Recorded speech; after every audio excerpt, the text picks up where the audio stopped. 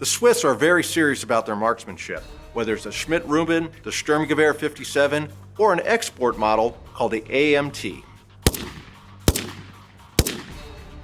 The Swiss Sig 510 is also known as the Fast 57 for both an Italian and French fusil d'assaut, or the Sturmgewehr 57 in German. This rifle was developed in the 1950s, early 1950s, was based on an earlier Swiss design, and it has a roller-assisted delayed blowback action. It's an outstanding assault rifle. The Sturmgewehr 57 was the Swiss service rifle, and then began the Sig 510 series, offered for export and commercially. The Swiss thought they could interest the Finns in their roller locking rifle, so they made some up in 7.62x39. Of course, the Finns ended up not adopting the Sig 510, but they were exported to the United States, and one more interesting version of the gun was called the AMT, and that's the American Match Target. And really, it's a beautifully made rifle. I mean, this is essentially a Swiss watch of semi-automatic rifles chambered in 7.62.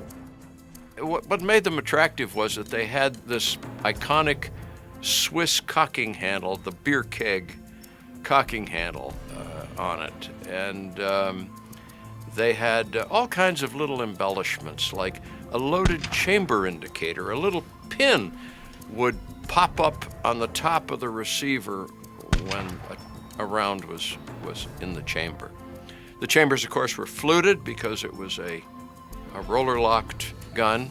The original Swiss versions had a hard rubber flexible buttstock, which would literally distort and compress when firing rifle grenades, because the gun was set up, it was Swiss Army doctrine to concentrate on rifle grenade use. And so the gun was capable of using the rifle grenades of that period.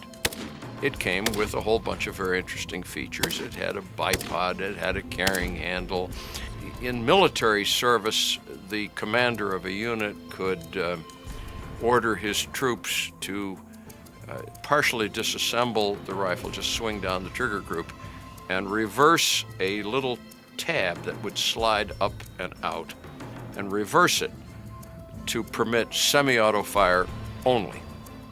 And then when you pull it back out and reverse it back, it would fire. So you could have selective fire with it.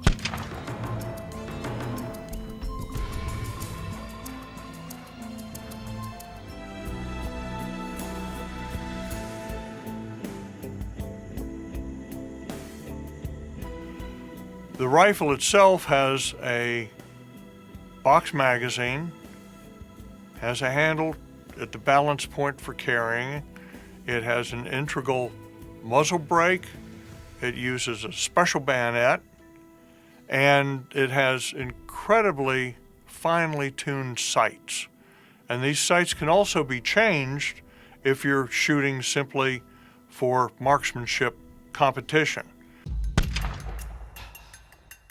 One of the more interesting aspects about the rifle was it's roller locked, very much like the MG42. And one of the problems with roller locked mechanisms is that they wear. And as they wear, you get problems in headspace. And with the SIG, remarkably, the recesses in which the rollers pinned against were accessible, and you could exchange them. So if you had a rifle that was worn out, you could replace essentially the integral parts of the locking mechanism, and you had a new rifle. The AMT weighed just under 8.5 pounds, and it fed from a 30-round detachable box magazine. And the 510 series, the Sturmgewehr series, also has a very clever bipod system that, when not in use, it actually folds on top of the barrel and can be easily reduced and allows a prone shooter or someone behind cover to have a very stable shooting platform. The rifle came with something very useful for the Swiss. for the mountainous and snowy territory, it had a winter trigger. It folded up along the side of the trigger guard, and if you had gloved hands, you didn't have to remove your gloves. You just folded down this long arm, and it would operate the trigger. Target shooters liked this because it allowed them, with very minor motion over a long arc, to really squeeze off a shot very carefully. As you might expect, the guns were extremely accurate. They had a fixed barrel. They had no gas system disturbing the vibrations of the barrel. The rifle was imported into the U.S. very briefly as the AMT, the American Match Target version. And really, it only saw service throughout Switzerland and in South America. But it really doesn't look like your standard service rifle, and that may be one reason where it really wasn't adopted elsewhere in the world. The big problem with the importation of the Sig Amt was cost. These are Swiss-made rifles, and they're beautifully made, and they're made of wood and steel. And it was simply the cost of the rifles that made them not terribly successful as an export military rifle, but also led to the end of importation. There simply weren't enough guys that were willing to spend that much money to buy a Sig Amt. So two things contribute to the value of the AMT now. Scarcity, there just aren't that many of them.